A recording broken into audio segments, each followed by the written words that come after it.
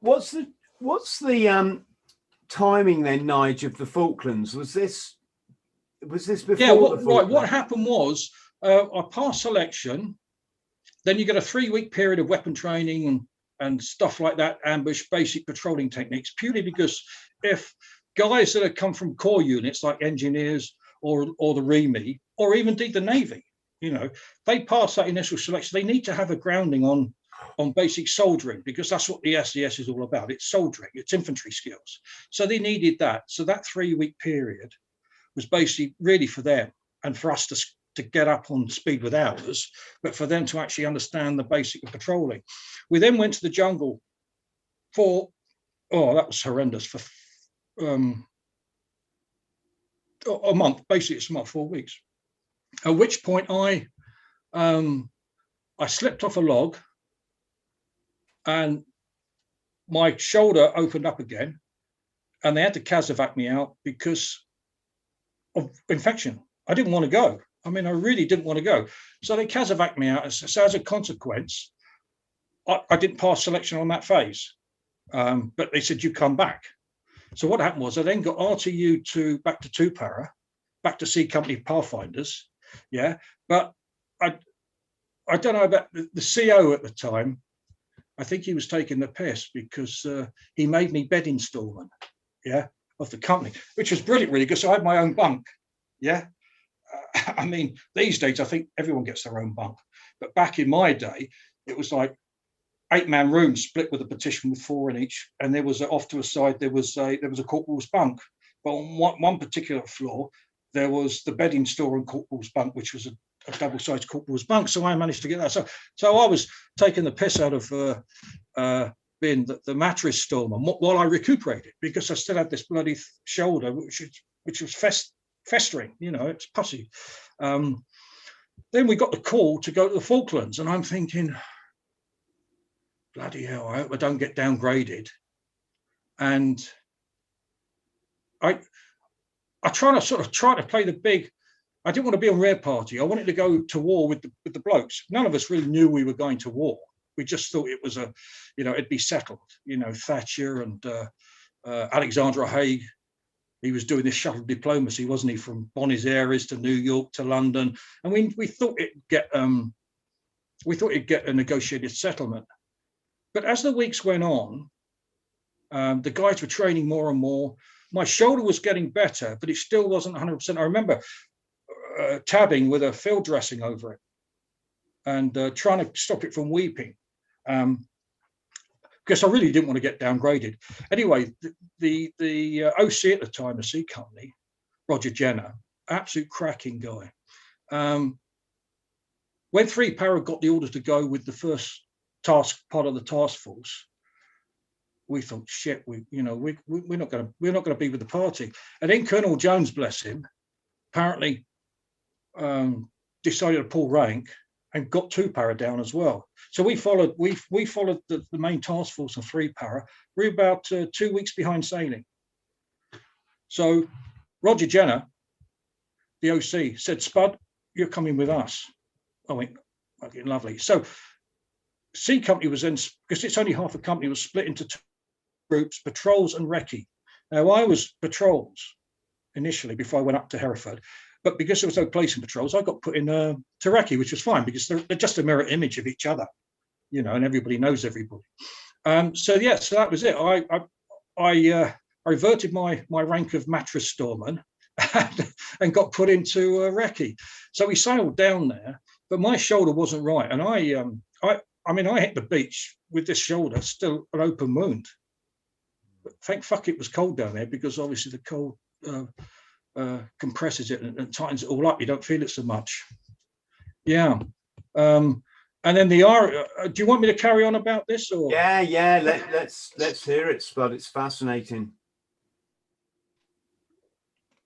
I'm not trying to. You can pick out the bits you want, because I actually got RTU to 2 para from the jungle. And then, as a consequence of that, went down, sailed on the Norland with 2 para back in my old company, which was absolutely brilliant. When we got down there, the Norland was this roll on roll off ferry, and it took us about 6 weeks to get down there. It's 26,000 ton flat bottom boat. I mean, it was just fucking horrendous, really. But the crew were fantastic. They really were. And when the time came to get into the landing crafts, we all sort of exited out I went out the port loading door, and we were meant to be the second landing craft to hit the beach, because Jones wanted his seed company in with us. You know, he wanted to be with his seed company, his boys, as he used to call them. So we were meant to be on the second landing craft, but we were in these landing crafts early hours of the morning for about 2 or 3 hours. Fucking nightmare, sloshing around, wet feet, waiting for the other guys to load onto theirs. They were out the starboard side, which was the leeward side, which is the side with the wind. So it made their task even difficult trying to get out and board. But fair play to the Marine coxswans on there. They're all Marine coxswains. I mean, they were good as gold. They were really top guys. So then when all the landing craft were ready, we all then sort of shot off, as you see in the films, early hours of the morning, naval gunfire and all that, thinking, fuck, this is going to be horrendous, because there was no firing back at us when we were still in the landing craft, and we thought we were just going to get slaughtered when we hit the beach, you know, because that would be the obvious thing to do, wouldn't it? You know how many aircraft, you'd know how many landing craft were coming towards you, and then you would just wait and you just pick your time. You don't shoot at them unless you've got anti-aircraft or naval guns on board the up in the mountains. You just wait until they drop the ramp, and that's what we thought. Then we found out we were lead landing craft, so that made it even worse. You know, I mean, that just, oh, for fuck's sake, because the landing craft that should have beached first got stuck in kelp, which is that seaweed stuff which surrounds the shore of the Falklands. So we hit the beach first, unopposed landing, thank fuck. Unbelievable. So we ran up the beach, as you do. We met with some SBS lads and SAS guys, because they were monitoring the beach. And then we tabbed off up to Sussex Mountains, which was our first sort of feature that we had to go firm on. Being seed company, we went off to our own OPs further out, overlooking sort of Darwin and Goose Green. And we spent several days and nights up there in the OPs. And I do recall after about the second or third day, looking down and seeing the attacks in San Carlos Harbor, where all the Navy were, and those Skyhawks and Mirages, Argentine Mirages, coming and bombing and strafing and doing hell. And I used to think, fuck, this is the Royal Navy. What the fuck's going on? We're losing this fucking war. We haven't even seen an RG. And now they're strafing and the bombs going up. I remember seeing the Antelope go up. Oh, you know, if I've never seen, well, there's no reason for me to see bloody ships go up unless you watch the old war movies. And when that went up, I just thought, oh my God. And then the Sheffield, and then the Atlantic Conveyor, you know, and just all those naval ships getting smashed. And we thought, this is fucking stupid. We're actually losing the war. We're freezing to fucking death. Blokes have got trench foot. The Marines and fucking 3 para are stuck on the beach. It sounds a bit like Normandy, doesn't it? They're stuck on the beach. Nobody can break away from the beachhead. We're stuck on this mountain. We've got to do something. And I think, and I've spoke to Julian Thompson, spoke to him a few years back about this. And he was really, which was the Royal Marine Brigadier of 3 Commander Brigade, wasn't it? Yeah. And he was so embarrassed because he couldn't get his mechanized, he couldn't get anything going. Excuse me. Because obviously the important thing were the 2 aircraft carriers. So all the focus was on them. We couldn't get any top cover at all. So I believe there was some crosswords between Jones and Brigadier Thompson, and we were then told to go and have a look at this settlement called Goose Green. So we advanced to Goose Green via a place called Camilla Creek House, which is just an old farmstead, where we sort of laid up there. The whole battalion laid up. And I remember being on the 320 radio, because C Company had these 320 radios per patrol, and always tuned into the World Service. And then I heard this guy, John Knott, who was the Minister of Defence for the Tory government at the time, saying, the 2nd Battalion, the Parachute Regiment, is poised and ready to attack the settlement of Goose Green. I mean, Goose Green lay 2.5 miles in that direction. And we're at night. This is at fucking 7, 8 o'clock at night time. And we're going to attack first light. So he's actually warned them. Now, you try finding that broadcast. You won't find it anywhere. I've asked for a freedom of information 3 times from the BBC. Each time they've come back. No, twice they came back making out some cock and ball story that I'm not this, I'm not that. Then I told them I'm a journalist and I want it because I'm writing a book, which I am, and I'm still waiting to hear back from them because it's in their archive somewhere. Anyway. So they basically broadcast the enemy that you're putting in attack in the morning before the attack. It was so ultimate betrayal. It was so demoralizing. It was. Jones was said to be incandescent with rage. I mean, apparently he never really had he always had a short fuse anyway, from what I can make out, but he was incandescent.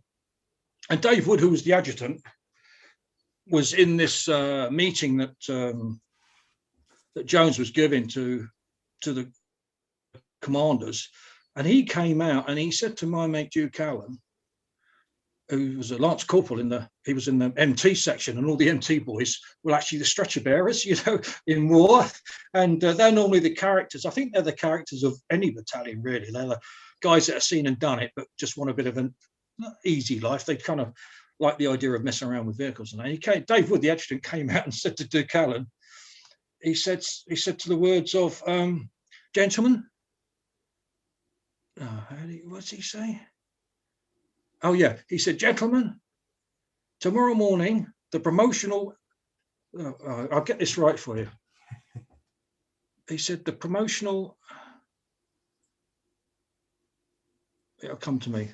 Basically, he was saying, I'm trying to think of the word, the promotional opportunities. It's not the word he used. The promotional opportunities are going to be, I'll try and do that again for you. I'll tell you what, just 1 second, mate. Oh. No, I'm just looking for it now. Hold it. You want to have this one? It is good. I wouldn't. There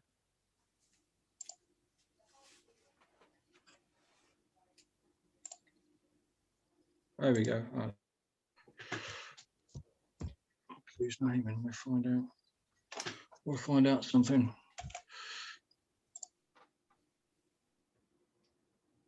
Yeah. Can you hear me? Yes, perfect. You can't see me though, can you? Yes, I can. You can. Okay. Well, I'm trying to.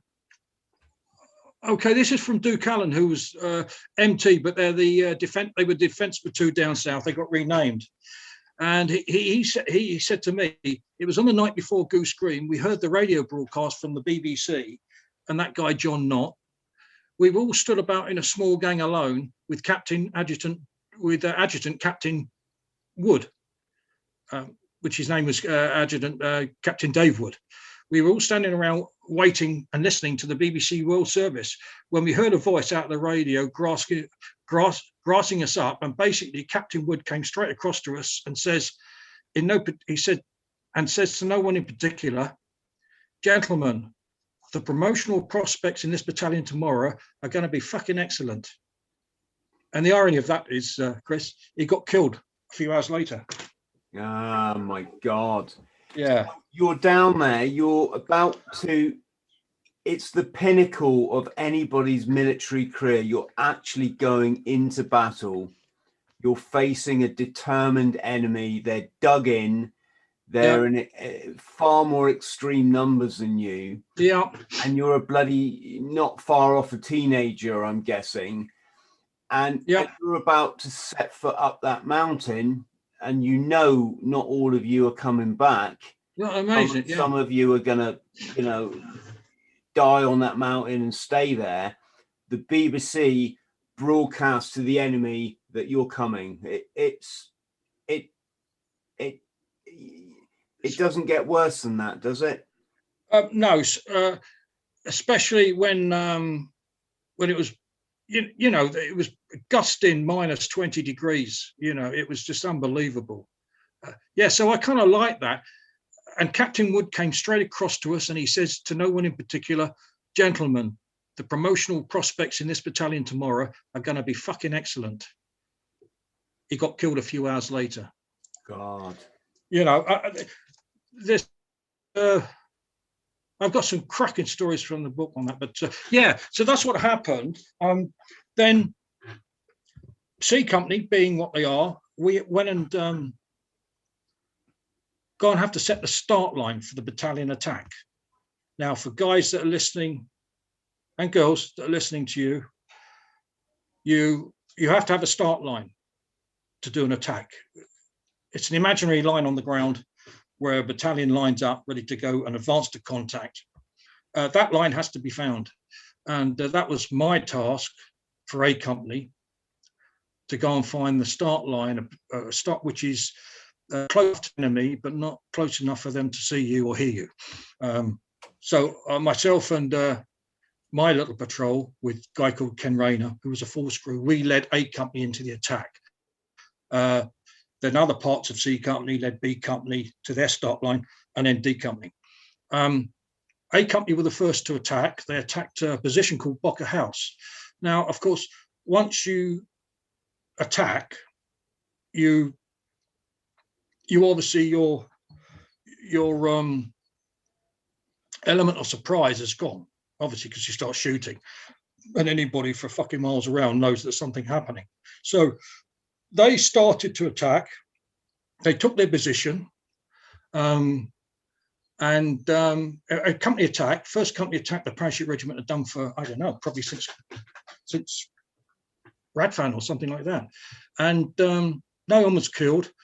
There's been absolutely few crazy stories there. But what happened was the Argies had bugged out a few minutes before, and it was a night attack. So there's Shimulis going up. There's machine guns going off. A typical sort of night attack tracer going all over the place. People shouting, people screaming, grenades being thrown, and it was all over in about sort of 3 or 4 minutes. And then you hear these Spanish voices, and they're like, guys are going, the fuck's that fucking Argie? Put your hands up, put your hands up. And it turns out that there's these three homesteaders in there, and a dog. And one of the blokes says, why the fuck are you speaking Spanish? Oh, we don't know. We thought you were Argentinians. Oh, we're fucking Chupara. That was. But the strange thing was, before that attack, when we laid the start line, obviously we then had to pull back a bit, and it was really, really blowing a gale, and we all got all round defence. And then I heard these squeaking tracks like a tank coming. I thought, fucking crazy. I let listen and listen and listen. As you know, sound travels a long way at night, but it sounded really, really close. And the only track vehicles we realised the Argies had were these things called LVTP-7s, which were like they were American designed troop carriers, carried about, I think, 20 soldiers in. And I think they had some machine guns on top and everything. The track vehicles. Anyway, this thing didn't appear, but we all got round defence, and we got the 66s ready, which is a throwaway tank bazooka, mini tank bazooka, mini tank rocket, and which were a bugger to once you've extended them, you fire them off and then you just chuck them away. You can't refill them. But if you extend them and if you don't see your target, you need to sort of collapse it and bring it back again because it's concertinaed. It's quite hard to do it even during the day. But at night with gusting winds and all the tension around and the attacks are ready to go in, it's really hard to do. So that's something that stuck in my mind as well, knowing that at night you need to know everything about your weapons you're carrying. You need to know every little crease, everything about it. You need to know all the idiosyncrasies of everything that's going to protect you. Your webbing, your kit, where everything is, where everything is.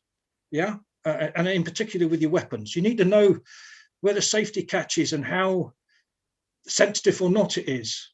You need to know what makes a noise, even when you think it doesn't. All these little things are all part of soldiering. And you only learn these as you go through in life and you're in these situations. Everything is so down to the millisecond. It's no good you patrolling with your safety catch on and your point man, and all of a sudden, you see the enemy. Because that's all it takes. It don't take a second. It takes a split second. It takes half a second. So I was aware of that. The attack goes in, and then come first light, A company then move forward, and they hit this position that the SAS had done a recce on a month previous. But we got no recollection of the intelligence of that. And I've interviewed guys that were on that since, and they've told me they pushed all the intelligence over to command, to the brigade, and it didn't filter down to us.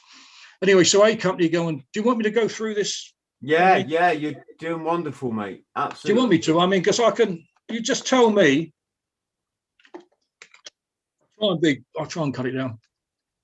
So once A company had taken their position, if we don't get this down right, it's lost to history, and that's a bloody shame. Yeah, but I don't want to. I want to give it its gravitas, and I don't want to sort of short it. I mean, that's why I've got the book. That's why I've got Goose Green Uncensored Stories, the book, which will be good, because I can, as you probably know, I can talk about any subject you want, but if your viewership is mainly military, yeah.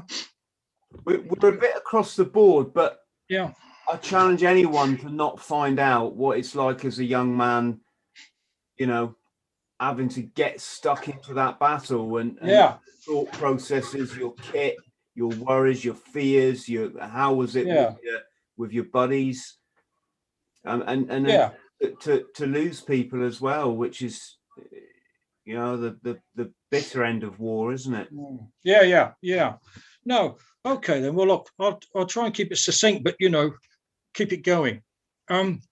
So after A company put their attack on Burnside House and followed through, B and D companies were coming across on the right flank, but their actual positions were a series of supposed Argentine trenches.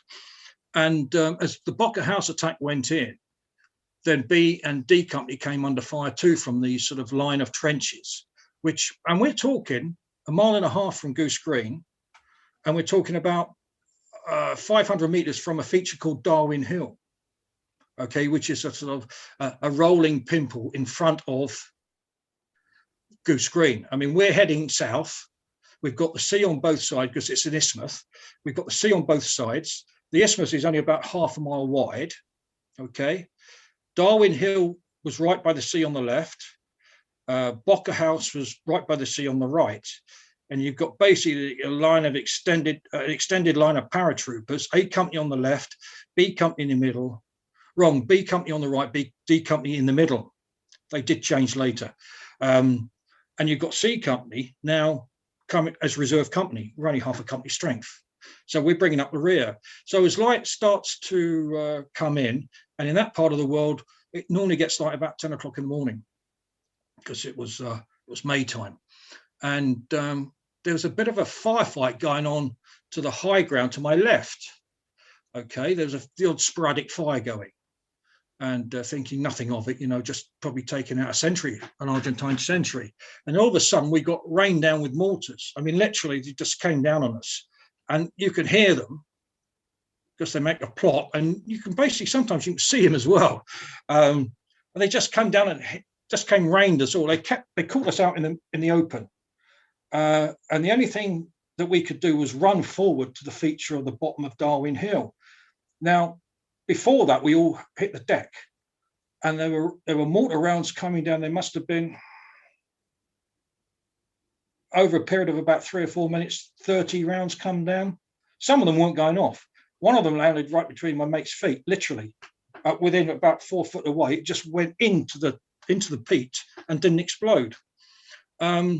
A few of them hit the rock because basically the terrain was all tufty grass with rock. And I decided, I just went, fuck this. I said, right, I'm going to move. I'm going to move on 3. 1, 2, 3. And I got up and ran. And then all of a sudden, my mate JY shouts out, Spud. And I turn around, I see this. I just see it. Well, I thought I saw it.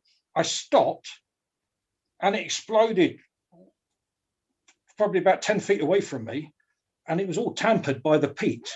But this piece of shrapnel came out in slow motion, but it must have been going a fair few, fair speed, and it comes straight across my thigh, missed it by an inch. I just kept running. These small margins in war that a million soldiers could tell you about that's happened to them. That happened to me. We ran into dead ground, and then there's nothing we could do really. So we got a brew on. A company advanced up this hill and were fighting, and you could hear it. But there's no point in us doing absolutely anything because they have to get on with it. B and D company over to the right was still advancing forward, not so heavy fire at yet. And remember, Goose Green is still 1.5 miles away. Round about 11 o'clock, there was such heavy gunfire going up on the top of Darwin Hill. We decided to advance around a bit to see if we could support them in any way. And then basically, it was over. We moved up to the top of the hill, and A company were all out. There was these fucking RGs dead, bodies splattered, guys crying, RG prisoners with their hands up, field dressings, our guys fucking dead. And we walked through this position and we're thinking, fucking hell. And then somebody comes up and Spud, oh, fucking Stevie Pryor's got it. I went, oh, for fuck's sake. Stevie Pryor's a great full screw, Then Chuck Ivan's got it. Oh, the Colonel's been killed. Dave Wood, the adjutant, killed. Chris Dent, 2IC of A Company, killed. The names just went on, and you're thinking, and there's still fucking RGs in the trench. And you still got to be aware because, you don't know if they're going to kill you or if they're going to have a nervous twitch or something. And it was literally it was first light by this, and the sun hadn't actually started coming up, but it was the area was grey, and the phosphorus grenades that we'd thrown had set this gorse on fire. Gorse is this bush that covers most of the Falkland Islands, and in this particular time of year, it flowers a lovely yellow flower, and that was all on fire. So that was all adding to the tension. The OC of A Company, Farrah Hockley, was in having a little Chinese parliament with Colin Price, the Sergeant Major, and there was a bit of shouting going on there. So you're thinking personalities, tension high. People, a couple of blokes missing, Monster Adams, Steve Tuffin missing, presumed dead. So this list of guys come through, gets passed over by people. Another guy, Ted Barrett, comes over as a sergeant, says to my mate, Ken, can you come and help? I'll come and help find, we're missing so-and-so. And Ken says, look, we got to go to forward slope. We got to hold this position.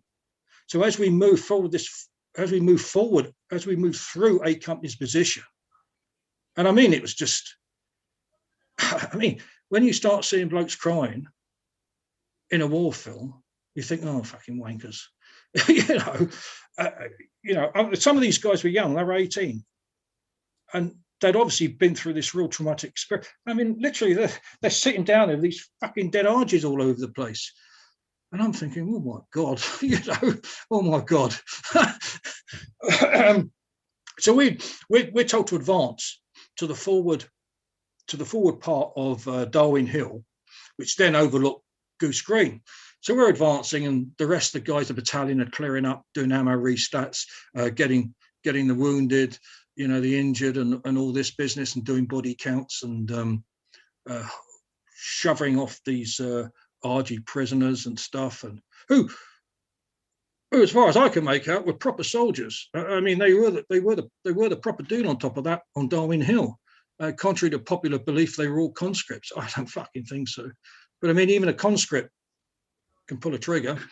So we move on ahead to secure the southernmost part of this feature, and we get there, and there's this billiard table sort of land that just goes all the way down into Goose Green, like a flat as a pancake, and the settlement you can see, but to the right and forward is the is the airfield.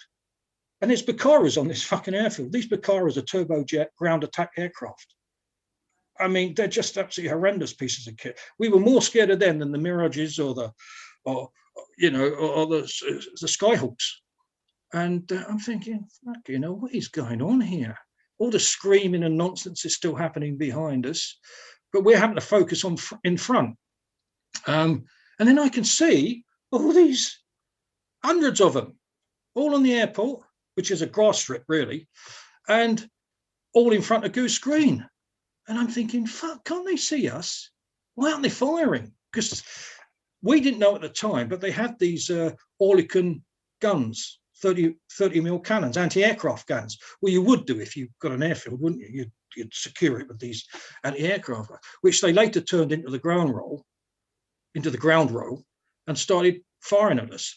Plus, they also had those Beaufort guns. They took off. The only time I've seen Beaufort guns is on the World War II, the World at War Jeremy Irons documentary, where the Navy boys were on ship and they put these magazines of shells down, boof, boof, boof, boof, and they come out like that.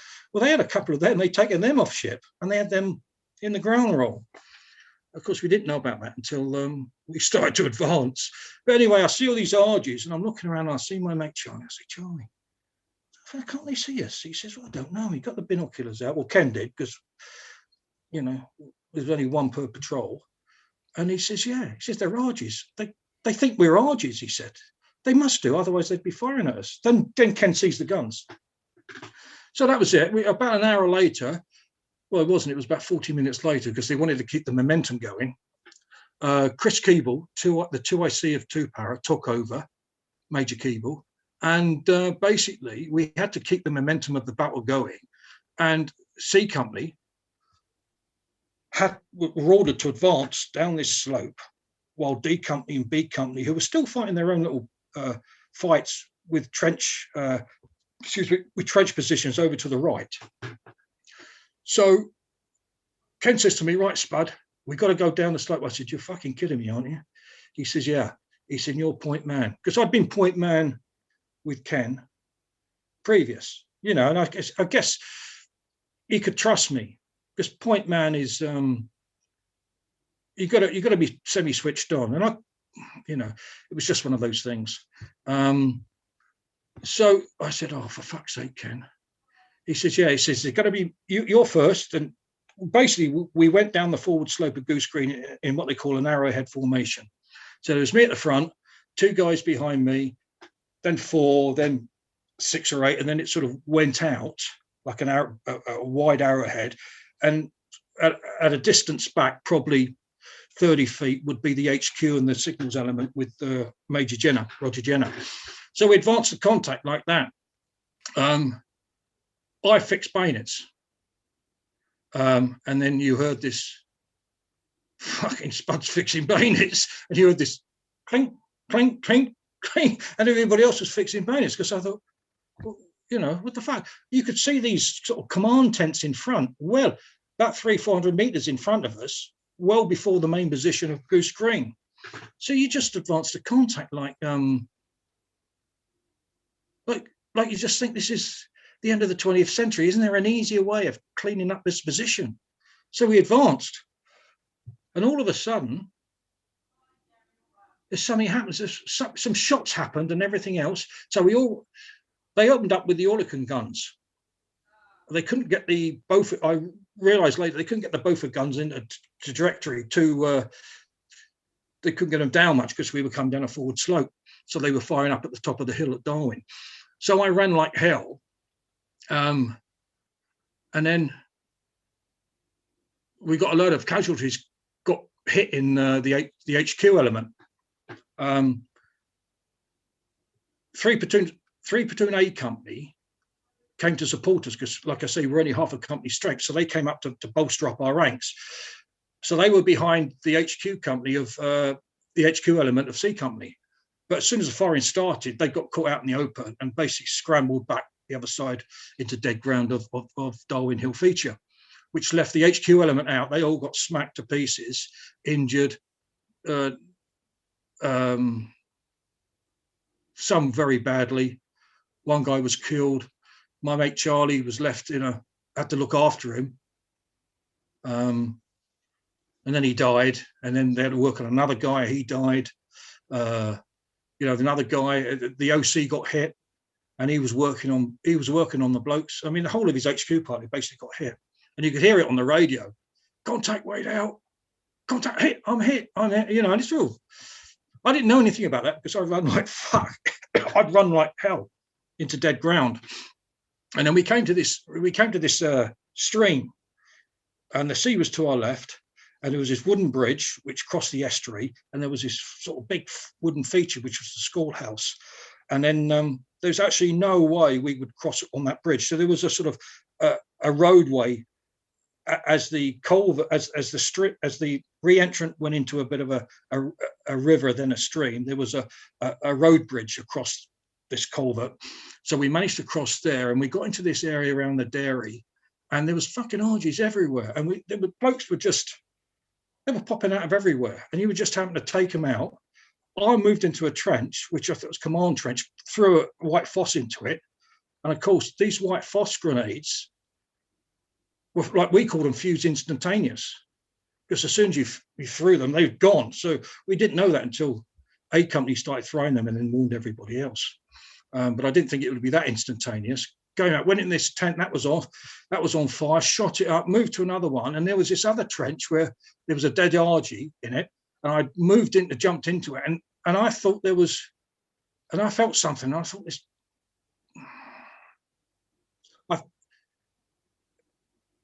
I don't know if this lad was dead or not,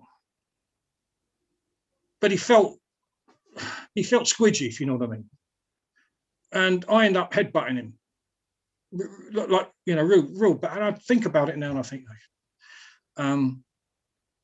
So I sort of put the head on him a few times. His mucker was dead, and then you just carry on. And then C company got fractured, because by the time we got to the estuary, patrols went left, recce were all over the place. There was a kiddie swing outside the school, and the Argies had put this multi-barreled rocket launcher tied onto it, obviously fire it remote. So we sort of made for that. And then as we were going, a lad called Jock Boland, turned around and says, "They're coming behind us, they're coming behind us." And as he turned to sort of turn around, this fucking rocket went right across him from this swing, from this multi-barreled rocket launcher, and one of the fins sliced his chest open. So he's there on the ground, fucking lung hanging out. Blokes are trying to sort him out. Another guy goes down, gets shot. All this is going on for about an hour or so. We're actually trying to move. We're trying to penetrate through into these positions of these Argies. Next minute, we go and attack the schoolhouse. Patrol's done a good job on that, which there was about 80 Argies in there firing across us. So that had to be taken out, which was, the schoolhouse was the biggest building on the islands at that time, but it was all made of wood. So I was up past the swings, and I heard of the attack, and there were some boys from D Company that came across as well. And I fired my 66 onto the roof because I could make out the right-hand side of the roof, but it just bounced off. And then somebody else fired another 66 and went into one of the windows, set it on fire. A few of the other boys, we had these M79s. We call them the plot guns. They fire the N79 40mm HE grenade. They were firing them in. And as the Arges, as the schoolhouse went up on fire, the Arges were escaping out the back, and because it was right by the scene, down the re-entrant, down the behind the estuary and onto the beach, and obviously back down into Goose Green. And that's where the blokes had a bit of a turkey shoot there. I'm sorry to say, use those phrase turkey shoots, but I mean, to be realistic, you have to use that because that's what it was. You know, you look back at it now, 40 years later, 39 years later, and I've got no regrets on anything I did there, because at the same time that's happening, my mate Mino, who's a young 18-year-old lad, had the problem with the white flag, literally 50 meters to my right. He was part of D Company. They were going to come over and give us fire support for the schoolhouse, but he didn't make it because the Arges had a big Argentine flag up. Then they a couple of them stood up, apparently with some white kecks around a stick, wanting to take a surrender. Now there's a bit of controversy there because a couple of the lads went up to take the surrender from, I think it was, I'm not sure what platoon it was in D Company, but the officer was Jim Barry. He went to take the surrender, and Mino was saying, "Don't fucking go up there, boss, don't go up there." So he went up there, and Paul Sully, Corporal, good mate of mine, Sully, and Mino, not Mino, Nigel Smith went up, Lance Corporal, with the boss, with Jim Barry. And basically they got wiped out. They got wiped out. And because Dave Mino, was meant to give us cover and fire on the schoolhouse, he couldn't. He had to then turn around because he's seen the Arges laughing at him. The Arges were laughing at Dave. That's what he was telling me. He said they were laughing at me. He said, "I'm 18. I went to fire it and the gun went click." And Dave said, "I started crying because I couldn't support my mates." And somebody shouted to him, you know, "Get the SPW out, spare parts wallet." And he did. He managed to clear the gun and get it. And he started shooting. And they sort of took out these Arges with the white flag. Not before 3 of our guys got killed under the white flag incident. Jim Barry fell on the barbed wire fence.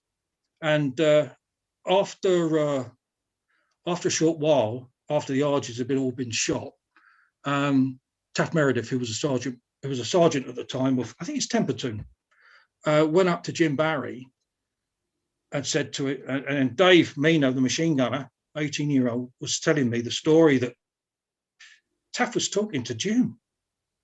He was saying, "Sorry, boss, I've got to take your map, I've got to take your binoculars, I've got to take your compass, you know, and I'm going to look after the boys, they'll all be all right." And old Dave says, he went up to Taff and went, "Is he still alive then?" Being an 18-year-old, "Is he still alive?" And Taff went, no, he's not, he's dead." "Why are you talking to him?" "Well, it makes me feel good." I mean, beautiful little story in the middle of war. So what happened when that white flag happened, then we did the schoolhouse. We ended up with about 20 odd RG prisoners down by a little stone building called the Dairy, which was by this bridge we'd all gone over. And I later found out that the area we were attacking, where the Arges had dug in, was basically a pig farm. And they'd used all the pig sties as they'd turned them upside down, and they'd used it and dug them in as overhead cover from protection. So there was all these trenches all around there. And the Arges were all over the place. I mean, and then we were getting shot at by our own blokes from behind because they couldn't make out who the fuck we were. And after about 15, 20 minutes after the white flag and then the schoolhouse burning down, sort of, I and a couple of other guys had gone right forward because we wanted to see Goose Green and wanted to see what the score was. And there's no way we could have got into Goose Green because there was just too much fire. You just couldn't get, the Arges were firing everything at us. I then came back and seen all these prisoners all laid out down by the what they call the Dairy on the track. And there's this one poor old Argie. He had his leg hanging off. One of the guys had to cut it and put the skin up. And then Dick Morrell, who was our medic, he was in the Dairy patching up all the guys. I mean, we patched up a hell of a lot of guys. Arges as well, he did. Only a small building, probably about 24 by 12, stone built. And then this RG officer was standing up and we were telling him to get down, or someone, well, I wasn't, telling him to get down. Dick came out, seen this RG with the no legs, said, I want this man up here, I want to treat him. The RG officer said no. The RG still had his pistol. And then one of the blokes was going to shoot him, and then Dick said, no. And Dick butt stroked this officer. Yeah. And then at the same time, somebody shouted air raid warning red, which meant enemy aircraft coming in. Then somebody on the right, they came up from behind us. They come from the north. So they come up from behind Darwin towards us.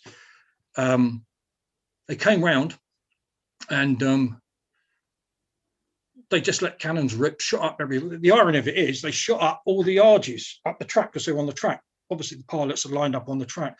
But the funny thing was, well, not the funny thing, the strange thing was, 30 meters further on was half a D company all lined up on the track. Luckily, no one got it. They came round again, and then they dropped napalm.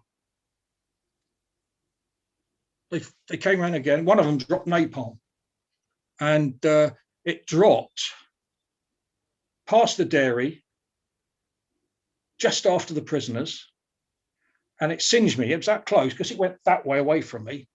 Singed me because I had sideys and a bit of a tash. Just singed, took it all off, and a few of the other guys got a bit of a roasting as well, but nothing too great.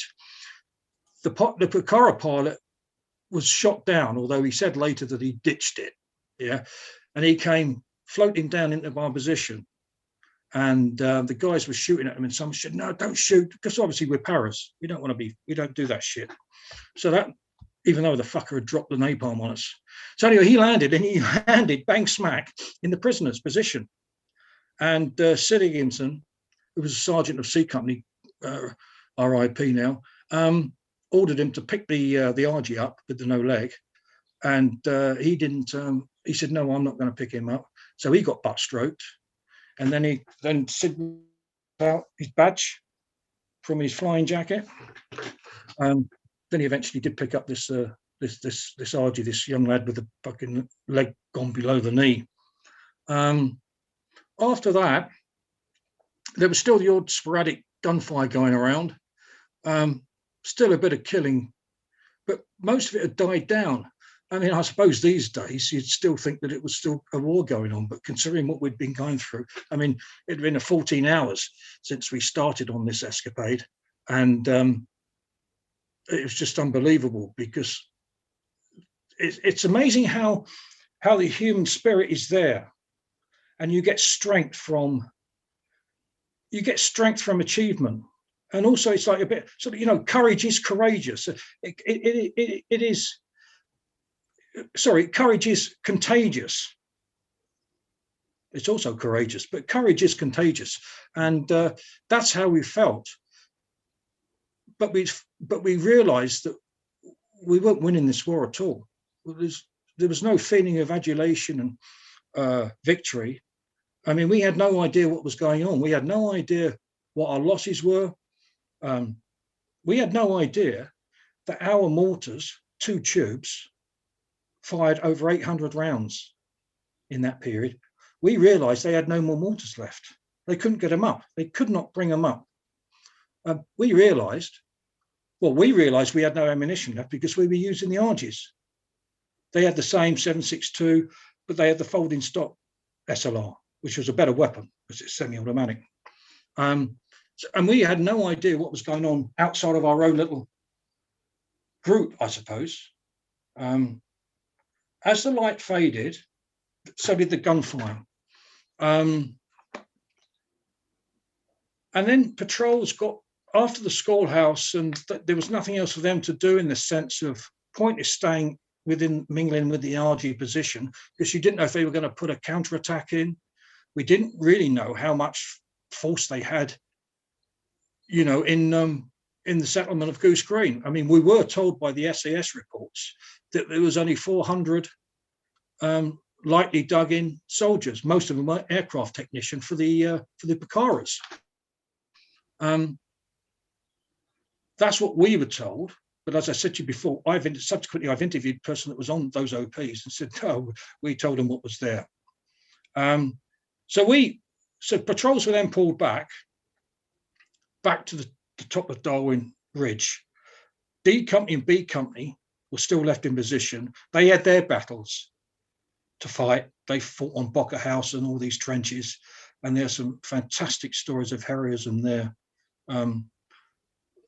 But, you know, that's for another time. Then with Recce and myself, I didn't know, there was a couple of us around. I didn't know who had been hit. I thought they'd all been killed. Roger Jenner, the OC, Roger Jenner, the OC, I'll start again. Roger Jenner, the OC, who had been caught out in the initial burst of RG fire, his HQ group got absolutely wiped out.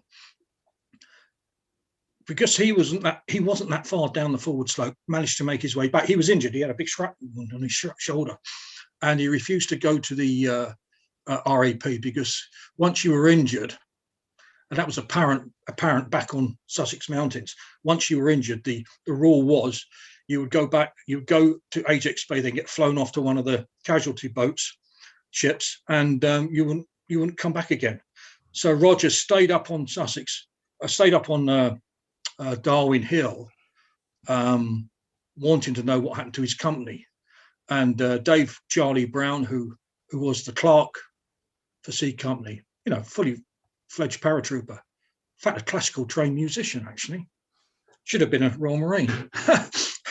So, he went up to the boss and says, boss, he says, are you all right? You should go and get your shoulder sorted. He said, no. He said, I've lost my company.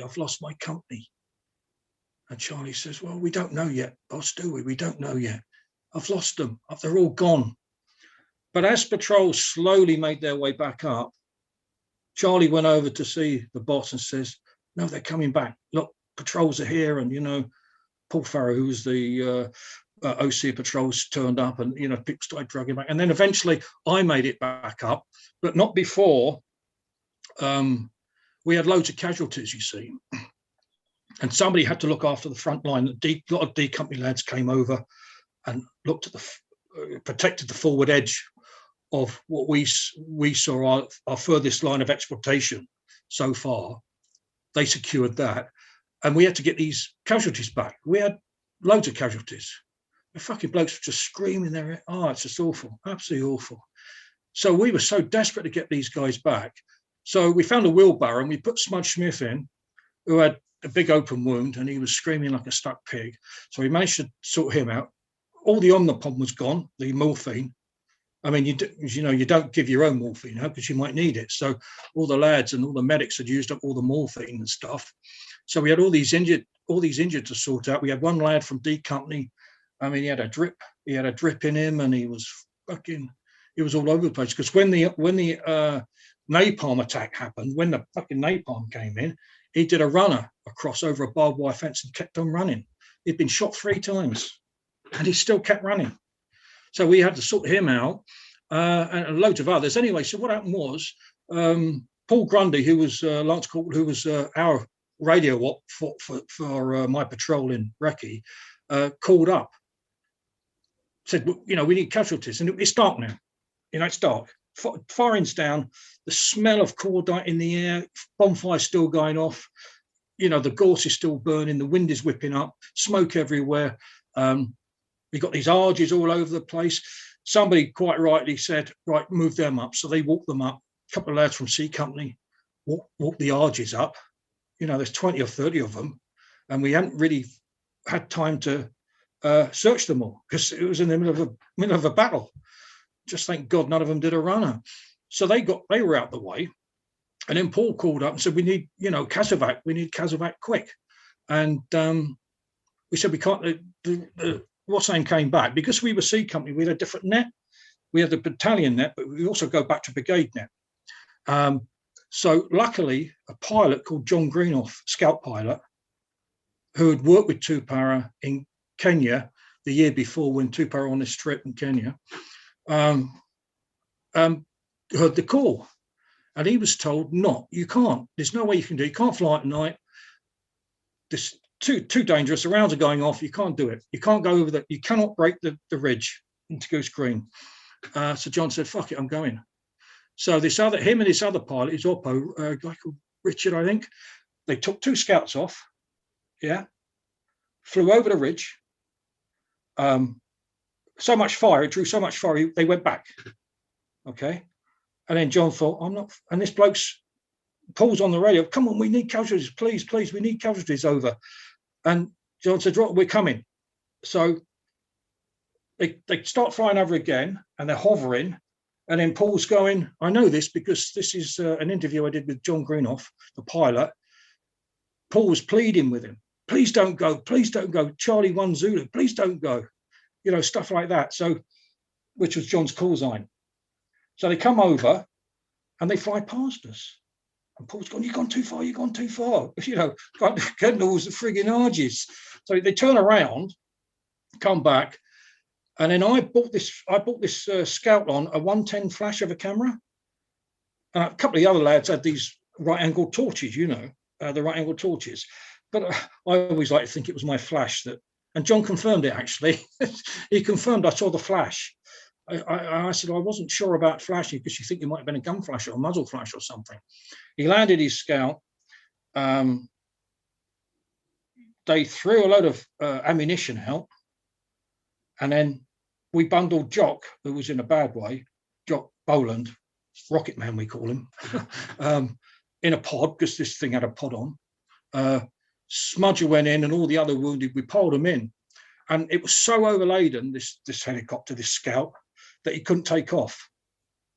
And I just said to John, "What do you mean you couldn't take off?" He said, "Couldn't take off. What you guys did, you all got hold of the skid and I can't remember this, but John and I've had it clarified by a couple of other guys that were there. He said, "Yeah, we all got," he said, "Can't you remember, Spud? We all got hold of the skid and we lifted this Scout off."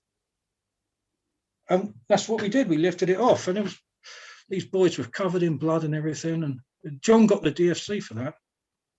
Should have got the fucking VC DFC barge, you know. Unbelievable what he did. So that was it. Then nighttime came. Then when all the adrenaline rush is gone, you start feeling cold, very cold. And then you start feeling hungry. All your senses, these senses you don't need at the time, all start coming back to you.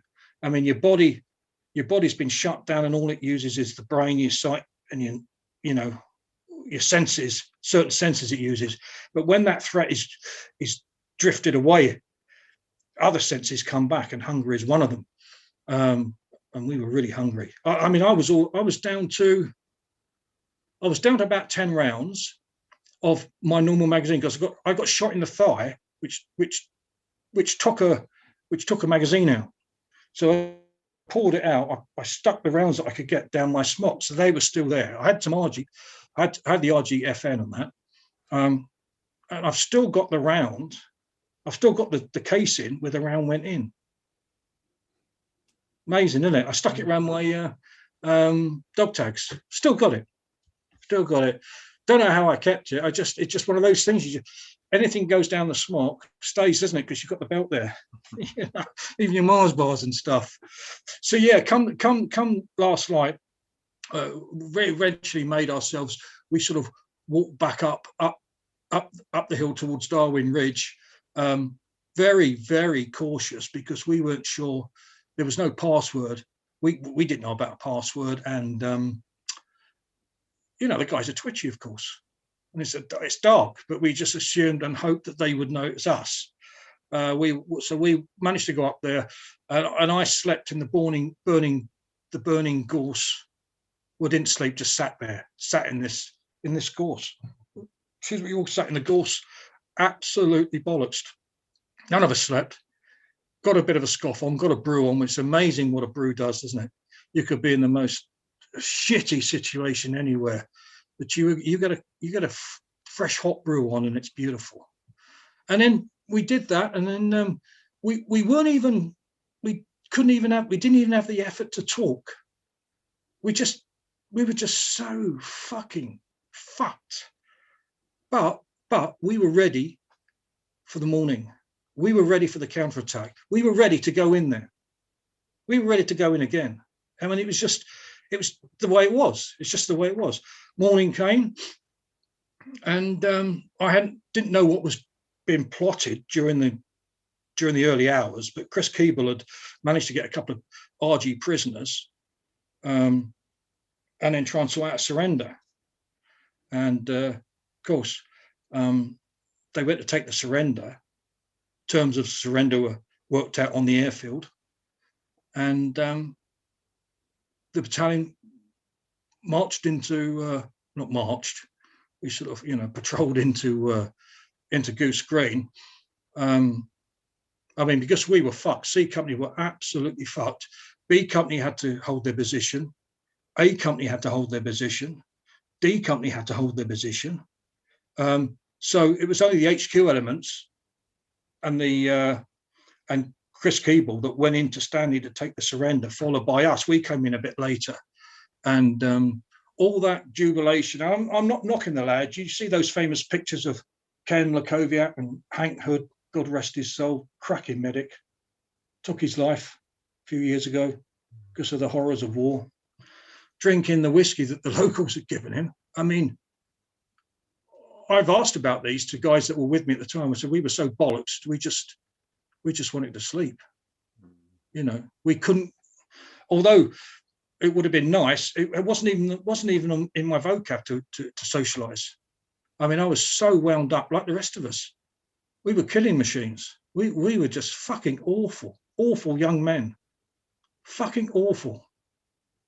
And that's what it is. But fair play to Ken and to Hank and the rest of the boys drinking, and Hank had a real shit war. I mean, he was patching up his mates. He patched up a lot of his mates. In fact, they actually found this guy called Steve Tuffin, who I mentioned earlier. He was one of the first to go missing on the attack on Darwin Hill with A Company. Got shot, bang, straight in the head. Fucking square on in the brain. And he laid there for 8 hours. He was the first to get shot, and he was last to get casevaced. And Hank gave him the last rites. And Hank said to him, he said, Steve, if you don't, because he'd already been given like two syringes of morphine, and you don't give a head wound that. But Hank knew. Well, he'd given him one, I think, for another wound he had. And Hank said, Steve, if you don't squeeze my hand, I'm going to give you another morphine. And then Steve squeezed his hand to let Hank know that he was still compos mentis, because poor Steve was in a bad way. Yeah, he was the last to get casevaced. Yeah, so that's Hank did a lot of good things and took his own life a few years ago. We went to his funeral. Held the church up at North Wales held 900, and there was 1,300 Airborne Brotherhood from all over the world turned up, all in the car park. And then the strange thing was, after day 2 of the wake on the Sunday, we were all in Hank's local pub, and then it all started off again, didn't it? The Scousers, 2 para Scousers against Northern Ireland, the boys from Northern Ireland, just like it was 35, 40 years ago, in the naffy. All started kicking off, and I went, I said to my mate Neil, I said, and Duke turned up as well. I said, come, let's go back to the hotel, leave these fuckers to get on with it.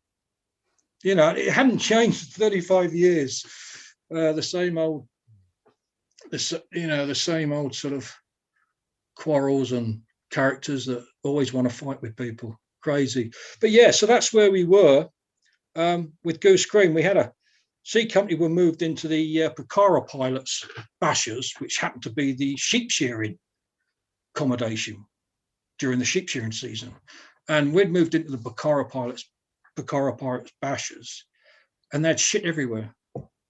They'd shit in the beds, fucking floor, cut the water off, done absolutely everything. Dirty bastards. But yeah, that was it. It was a welcome rest for us. I know A Company never made it into Goose Green because they had to watch the back. They had to be on Darwin Hill all the time, as the outer cordon. Yeah. So that was Goose Green, yeah. At what point in this did you learn that Colonel H had been killed? Yeah, we were advancing behind. Yeah, we were advancing after the initial mortar, where we went firm. We got a brew on at the base of Darwin Hill. That's when it came down, sunray down, you know. But it didn't really affect me. But what it did do, it affected my boss, who was Lieutenant Colin Connor. I mean, he started crying. And then Ken had to get a grip of him and say, fucking hell, boss, you know, start switching on, will you? I mean, we were old sweats. We were like 20, 21.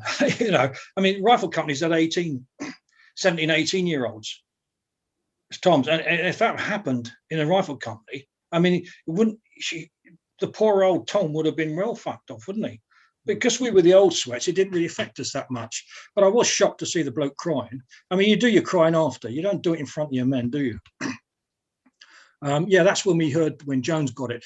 Didn't affect me because you can't let emotions like that get in to your head. You sort all that shit out later. I mean, I sorted that shit out later, and I was lucky in the sense because we're on point. You don't mope about it if you're still on ops. You know, you get over it, you know, when you're in a safe environment, you know, and you get over it, you deal with it yourself. But yeah, I'm really pleased that Chris Keeble took over. He did an absolutely stupendous job, because when we went into Stanley, when we went into Goose Green, I couldn't believe they kept coming. The RGs kept coming, and they were told to march out with their hands, with the rifle in one hand, the other hand held high, march out and drop all their weapons. They came out 1, 2, 3, 20, 50, 100, 100, 200, 300, 400, 500, 600. Fuck, there was almost 1,200 that came out. And those famous pictures of those helmets and those rifles on the field just outside Goose Green. And not only that, the Bakaras were still on the airfield. The ones that could fly off took off. They were the ones that bombed us. And then they obviously flew back somewhere, probably back to Stanley. And then when we saw the hardware they had canisters of napalm, all sweating and smelly. They had these, like I said, these Beaufort guns they'd taken off the ships. The airfield was surrounded by these Oerlikon guns, 20 and 30 mil cannons, rapid fire, which took out our HQ.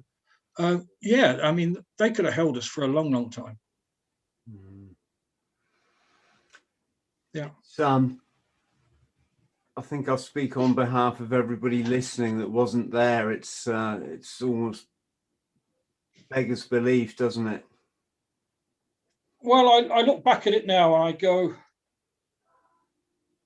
so many heroic deeds have been done by our fathers and our grandfathers and our great-grandfathers and mothers and, you know, grandmothers, that I see this as just my war. And I spoke to the guys up in the regiment, up here in SAS, blokes that have finished their 22 years up here, done 3 times more time up here than they've done in the Paris. And they will always say, even stuff in Gulf War I, Gulf War II, all over the place, nothing compares to Goose Green, nothing. And these are proper full hard-on soldiers. Nothing compares to Goose Green. Nothing they've done in the SES compares. Because what you do in the SES is very much controlled. You've got all the support. I know you're out on a limb, but it's a bit fun driving a motorbike or a pinky over in the desert. Do you know what I mean? Because you can hit and run. You hit the enemy, you can fucking run off, laugh. That's what people don't understand. They think it's more going behind enemy lines is, yeah, it's not a good thing. But you do have the ability to do your own thing and plan your escape. Being full on in a battle, you can't. You've got one way to go. You should only go one way, you know.